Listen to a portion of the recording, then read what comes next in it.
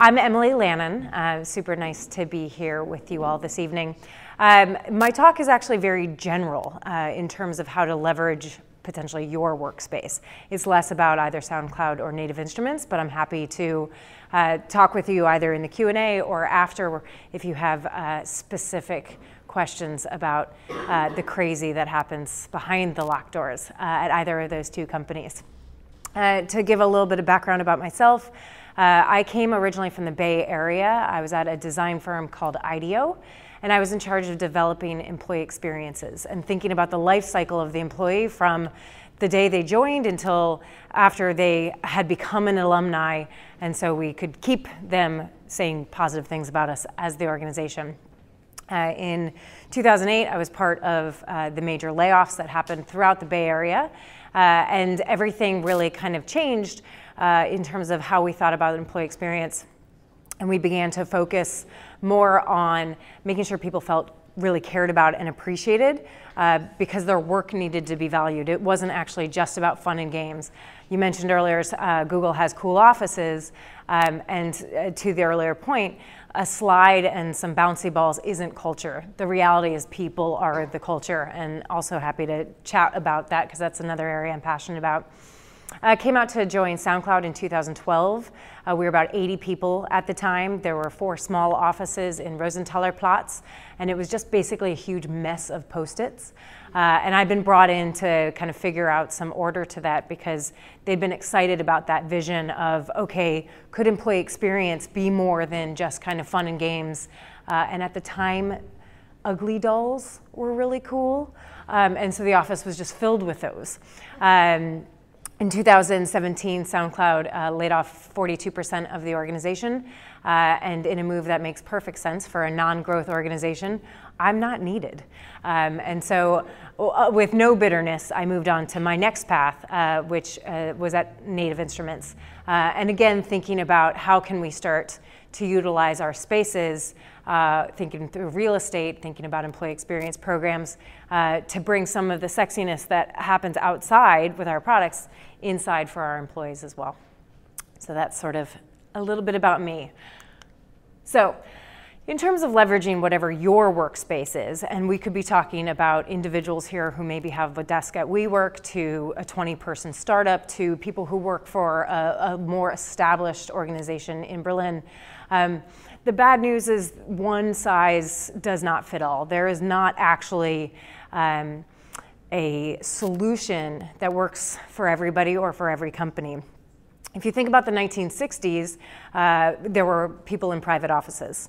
If you think about the 1980s, cubicles were incredibly popular. If you think about the 2000s, Facebook invested millions of dollars into huge, massive open floor plans so that you could have collaboration and communication and connection. And now nobody wants anything to do with that. Now the term that people are starting to throw out for being the sexy new thing are team rooms or war rooms that have then collaboration spaces and communal spaces mixed in. So that's the bad news. The good news is that you don't have to spend billions of dollars to create something that's perfect, because there is no such thing as perfect. The reality is Apple's new headquarters looks exactly like IBM's headquarters and Dell's headquarters, if those are companies that really even still ring a bell to anybody. The reality is like skinny jeans and permed hair and fanny packs are now back. Like, it's cyclical. These things just keep happening to us, and we keep making the same mistakes over and over again and calling it fad. The reality when it comes to space is open floor plans were introduced because the cubicles, everyone acknowledged that that weird material was demoralizing, but it's cheap. Nobody did it because it was about collaboration. That was the like sexy marketing branding that they put on it. It was inexpensive. Building walls, insulating walls, and putting doors, really expensive. Depending on what country you're in, you also need strobe lights and sprinklers and a whole bunch of other obnoxious things. Here, you don't have centralized air. That was fun this summer, wasn't it? I'll bet almost everybody in here was like, where's the window? I need a window. And if you were in a WeWork space and you didn't have money to afford the window, you had that like weird internal corridor aquarium thing happening. So it's cheaper to have open floor plan spaces, and that's the only reason it ever got introduced. So the good news is history continues to repeat itself. We continue to make the same mistakes, and there is no right answer, and it's not going to cost you $1 billion to create whatever is going to be the right answer for your culture and for your office. So some quick tips and tricks that I've learned along the way that I think are just nice, easy plug and plays that you should hopefully be able to introduce into your organization regardless of the size. So keeping it simple. This is SoundCloud's beautiful headquarters that was designed in 2014. It was 2 years late. 2 years late from move-in. It didn't take 2 years to build, it took 5. Lots of reasons behind that, including cigarette breaks taken by construction teams, but it was a beautiful space. It has won so many architectural awards. That does not mean it is practical. I was not part of the design process, so I can bash it without taking blame. I joined in 2012 during the construction process. There were other people that were building and creating this beautifulness. And coming from IDEO, IDEO's entire mentality is around user-centric design. Does it work? Do you want to use it? Does anybody need it? There were some very funny stories, of which I'll be sharing plenty of in this quick chat, about things that just didn't work. So first and foremost, SoundCloud's lease is up, I think, in the next year or so, and they're going to have to move. That doesn't move. It's really pretty. It's this really soft, lovely oak. It's like perfectly angled, really uncomfortable to sit on without cushions, and completely immobile. Now, if your team has changed size from 5 people to 10 people to 20 people, back down to 5 people potentially, you will know that flexible furnishing is helpful. That really gorgeous, antique, unique, custom-built desk for 1,000 euros might look really good in the architectural magazine. But is not going to help you when you have to move it. At Native Instruments, at some point, maybe in like 1986, I'm not sure, desks were designed, custom made. They weigh, I don't remember because I don't really know kilos, but it takes 3 dudes to lift it. That's really expensive if you think about your staff planning around facilities. Yes, it looks good. Yes, it's completely impractical. It's also like 180 centimeters, which as you grow as an organization, takes up your floor plate really fast. The point is, keep it flexible. The most popular piece of furniture at SoundCloud was a secondhand couch that somebody had donated. It had like those weird bumps in it that you're like, I don't know if that's appropriate, but it's really kind of great. And there'd be like 6 people all on their laptops, not ergonomically safe, don't do it, but just chilling out, talking, working, especially our customer service team. It was the most popular thing, and it cost us actually literally nothing. So keep it flexible, keep it modular. Know that your company is going to change, your furniture is going to change too, and the only people who read architectural magazines are architects. You can walk into any space, and when it's not your own, it's kind of cool. You're like, oh, there's a palm tree over there. That's nice. Like, it's different, and so people like it. Having the most expensive and the sexiest thing is not going to be the thing that is going to sell for your, future employees. Interview people that are different than you. I don't have any children. I've never had any children. I have a niece and 2 nephews who drive me nuts after 4 days, and I'm really grateful to get back on the plane and fly to Berlin and not have to deal with the noise. One of the ironies of being in charge of facilities, which sometimes also includes office, sometimes also includes events, is things like after-hour parties don't really occur to you that that might be difficult for an aging population.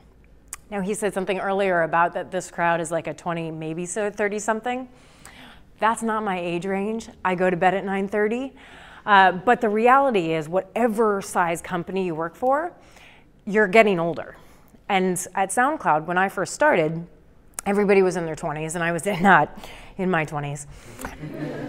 And they were playing ping pong and doing shots every Friday night. This was before the media had discovered us, and so those things were still okay. And then over the years, people stopped staying in the office till 3 o'clock in the morning doing Jaeger shots, and they got married and got boring. And then they had kids, and then they stopped even showing up to the daytime parties that we would throw on a Saturday because they had other things that they were interested in doing. Recently, this came up again at Native because I don't still have babies.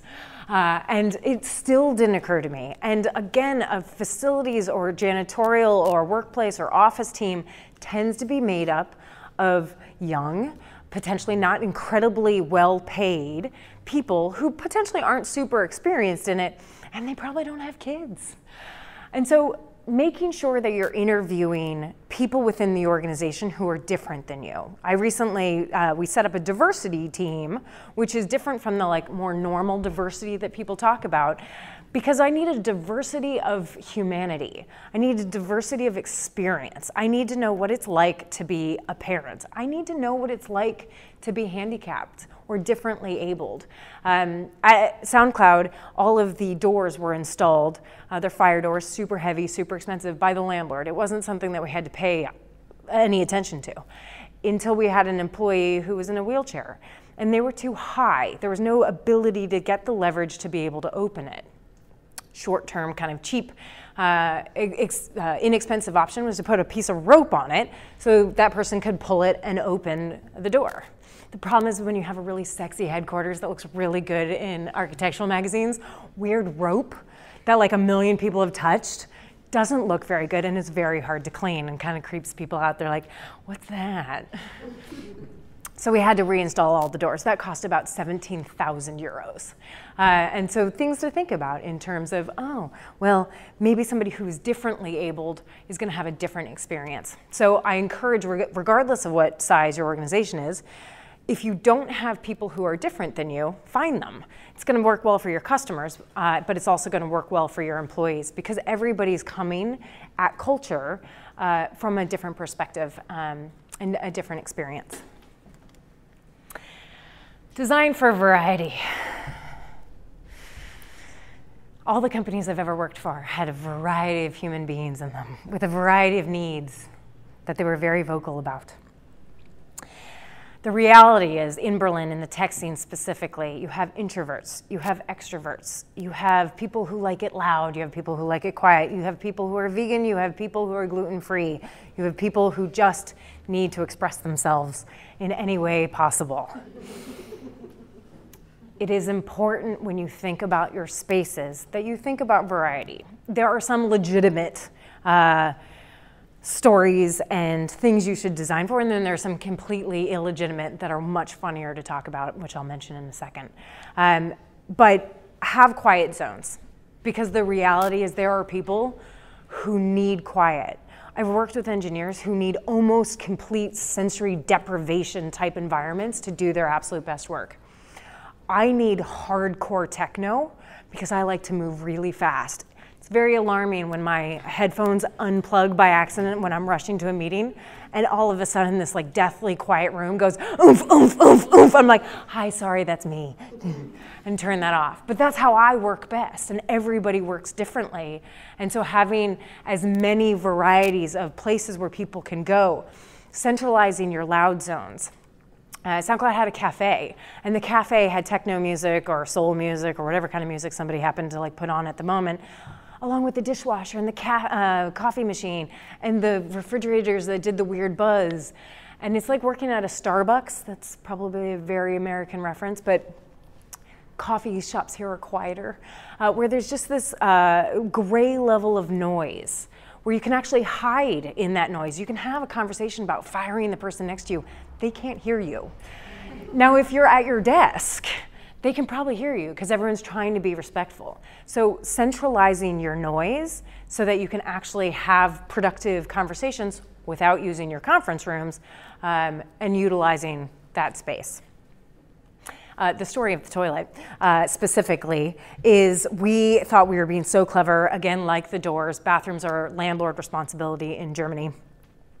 And the landlord did not think that we needed to spend the $7,000 per wall that bathrooms cost if you do individual stalls.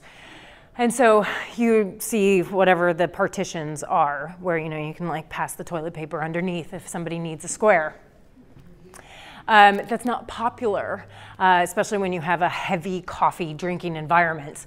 And so we thought we were being super clever by pumping in the loud techno music because we're like, oh, we're SoundCloud, we're a cool club company. We can totally get away with this. Now, as any good diversity tech cognizant company will say, we had our gender neutral bathrooms. We had our male, female bathrooms. We had bathrooms, whatever you need. What's great in Europe is you can say WC and you can just walk away from the whole issue. So we had our gender neutral WC bathrooms. And like every room at SoundCloud, it was piped into the main cafe. And so it just oomphed, oomphed, oomphed all the time. And Confluence, which had a very public questions page because we wanted to encourage transparency, somebody wrote this large tome. It was their second day. I looked them up about why couldn't anyone find even a moment of peace and quiet while they were doing their thing. And it just hadn't occurred to me that somebody would just need a moment of peace and quiet while they read their newspaper, look at their Facebook, whatever they needed to do in our very private WCs. So just remembering, you cannot please everybody. There's a bell curve. You always have to aim for the middle. And people are always going to come up with fun stories. I got more likes on that response than I've ever gotten for any of my Confluence. I was really proud of that one. People were like, I can't believe you had to do that, and that was hilarious. Which leads us to the next point of you can't please everybody. So trick them into thinking that you did. Getting people involved is about lying. I have spent the majority of my professional career lying to employees about how much I care and how much I'm listening. I care, I do, and I'm listening. But there's just nonstop complaints. And so at some point in time, you have to just be like, yeah, I gotcha. Voting is an incredibly powerful tool. I will bet that your most contentious topic in your workspace is what kind of coffee do you have? Is it good enough? What kind of brand of matcha? Maybe you can even afford the coconut water. Ridiculous, serious first world problems. SoundCloud was incredibly generous. Native Instruments is very generous. We have food programs. Don't even get me started. I didn't know cilantro was a genetically reactionary thing. People just cannot stand cilantro. And it's used heavily in chefs here in Berlin. One of the ways to trick your employees, if you get to the size where you start to offer maybe anything, is to welcome their suggestions. At every company I've ever worked at, I've welcomed people's suggestions every 6 months. Bring them, I want to hear it. You want Twinkies? Oh, you want gummy bears? Oh, fabulous, fabulous, great. List it all out. List the price impact for the organization or for their pocket if maybe it's you get to contribute. List the environmental impact. Oh, you want single serve cheese whiz thingamabobbers? Cool, yeah, that's gonna kill every animal ever. And it's 7,000 calories. Put that in a SurveyMonkey and send it out. Every single time, people will sit at their desk when they're not having a craving for the Twinkies, and they will vote for what is best for their bodies. They will look at that price tag and go, oh my God, $4.50 for monkey coconut water? Really? Beer's 40 cents. That looks way better. They'll make the better decision for themselves, for the company, sometimes the environment. It depends. But it also makes them feel like they had a say. And even if you then on the back end completely manipulate the data and lie and say, oh, coconut water totally got voted off, we swear, 80% of the time it gets voted off. Avocados never get voted off. Don't ever introduce avocados. But it makes people feel as if they had a say and they can be involved and they can have some sense of control. And I think that was it. Those are my tips and tricks.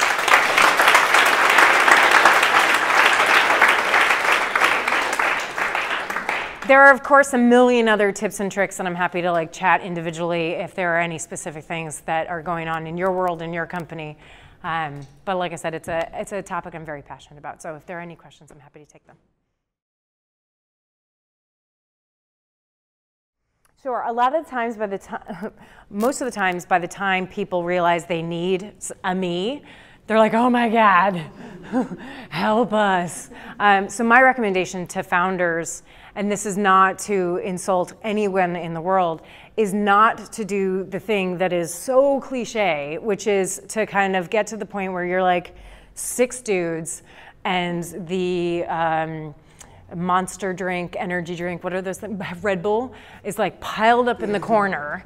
And you're like, we need a 20-year-old, 2-year-old girl to take care of this. And you just find whoever happens to be walking by at that moment. Because then there's just this perpetual reinventing of the wheel where anybody you introduce into that role, female or otherwise, is going to have to figure it out for the first time because they don't know. Nobody knows. And I think it's the same for all aspects of business for new founders. Like, if only you could get a playbook like from the family and learn from people who have done it before so you don't have to make the exact same mistakes that everybody has over and over again. So in terms of the playbook that I would put in place, there was a question earlier after the last talk about when is the right time to start. Some of the most powerful cultural elements that I have seen both at SoundCloud and Native were the like weird little things that happened in the early days. Alex Young and Eric Wolfris had finally finalized the SoundCloud logo, and they were playing around with the stencil, and they didn't have anything interesting to put it on, but Alex was wearing a black jacket, and they were like, swag. So they spray painted it on, and they kept the jacket. And they kept the first table where they like wrote out the business plan, and they had pictures from the early days. Those things are actually way more important culturally than thinking about like, oh, okay, what does our office design need to be and what kind of furniture? Because those are the things that bond people together, and that's where your culture actually is. And so finding those moments, or even just holding on to any of the crap that you have and like putting it in a box and being like, this is going to be important later. And then, you know, thinking through like, okay, we've saved our crap and we're still trying to figure out our business. And at some point we're going to need to get the place cleaned. So, you know, janitorial staff is helpful pretty early on. That tends to come a little bit later. And then, you know, talking to your teams. Because again, it points back to the culture. What's going to be important for you and your team is going to be unique to whatever that experience is.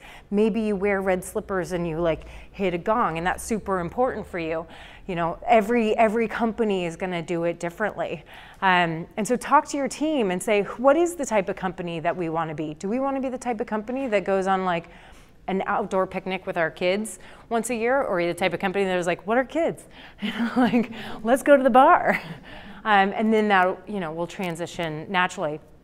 One of the things that I also think is important for smaller, younger companies is network. Find the companies that are at the stage that you want to be in 2 to 3 years and just talk to them.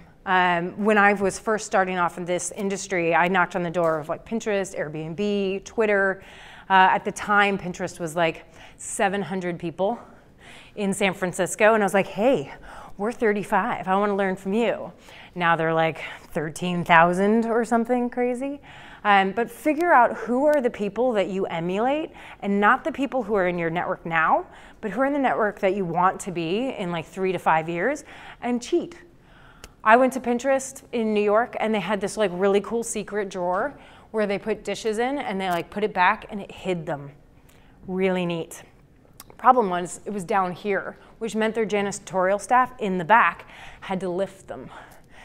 Really popular in Germany right now are 5-minute dishwashers. They're in a lot of the tech, like bigger tech companies. That is 5 minutes constantly throughout the day. Somebody's gonna have a workman's comp issue and their back's gonna go out and their life is gonna suck. Putting that at, waist height and thinking about the impact that that has on the body. So go to your competitors, go to your friends, go to the companies that you think are cool. Take notes about the things you're like, oh, that's cool. I love that palm tree. One day we are gonna have a palm tree. And write it down, and like maybe you wanna put that on your cultural KPI roadmap. And in 3 years' time, you're gonna have, when you can afford it, a massive big palm tree in your office. Every individual you bring into the organization is going to shape it in a different and unique way. It is going to be uncomfortable for people who have been there for a long time, who want it exactly as it has always been. And there are going to be some people who aren't a cultural fit, and they will probably self-exit because when it's really not a good fit, there tends to be tension pretty quickly. But I also think it's super important to embrace that difference and to say we understand that who we are as a 5-person company is very different from who we are as a 20-person company or 200 or 2,000. Who we are as a group of 20-year-olds is very different from a group of 40-year-olds. It's amazing how those priorities change. And so I would encourage dialogue and to just call out the fact that, like, yeah, things are going to be different as we bring in people, but your organization is also potentially going to get smarter and more talented and more interesting and more marketable because you've brought in those differences and different perspectives. Most of the time, traditional HR teams are like, oh, thank God, you're going to take care of this, please. And then people like the finance team are like, whoa, wait a second, why are you wanting to spend so much more money? Who are you? So,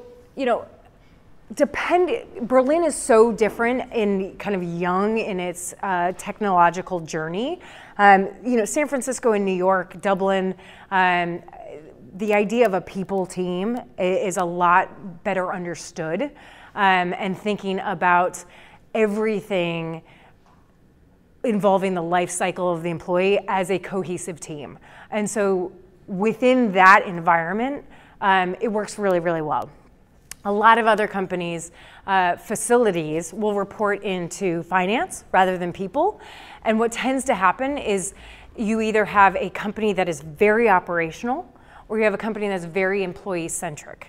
And neither is right or wrong. This one is going to run by the numbers. This one is going to run by experience. This is going to be very feely, a little touchy and like happy. And this is going to be like, okay, this plant is worth $532 and it is going to depreciate over the next 6 years. And after 6 years, you can sell it, but plus VAT. It's a different experience. And both function totally fine, especially if there's a strong enough person that is in a leadership position who can advocate for the experiential side. I think on the most important level goes into more of this people team kind of mentality. There need to be programs around feedback, around personal development growth, acknowledging the work that's done, saying happy anniversary. I just celebrated my first anniversary at Native to like total silence, and I was like, really? Because it's a very different company than SoundCloud. And they're like, yeah, you get a cube at 5 years. And I was like, yes. I got a bear. A bear. Fabulous. I was like, can I switch that for massage? Like, is there an exchange program? So you can, because it's a team, because there's diversity of thought, kind of physical space that say thank you. I don't think so. I think that a team that runs the spaces can be customer service centric and care about people and answer their inquiries and their needs. We had an employee when I first started at SoundCloud who was robbed at gunpoint in his apartment. He was trying to sell a coffee table on Craigslist. And the people came and they pulled a gun on him and they ended up duct taping him while they literally stole everything from his office.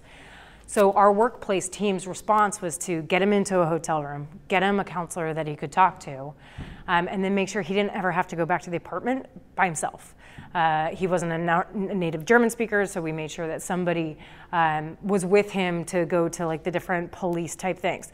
He's never forgotten that. We're no longer at the same company, but every time I've ever seen him, he's like, thank you. I was like, that was a long time ago, but sure.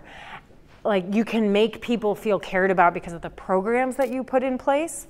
And the programs are enabled because you're in a space and you're together and you're getting to know the people and kind of what their needs are. Perfect. Thank you so much. Maybe the lumpy couch. Cool. Thanks so much. Sure. Thanks.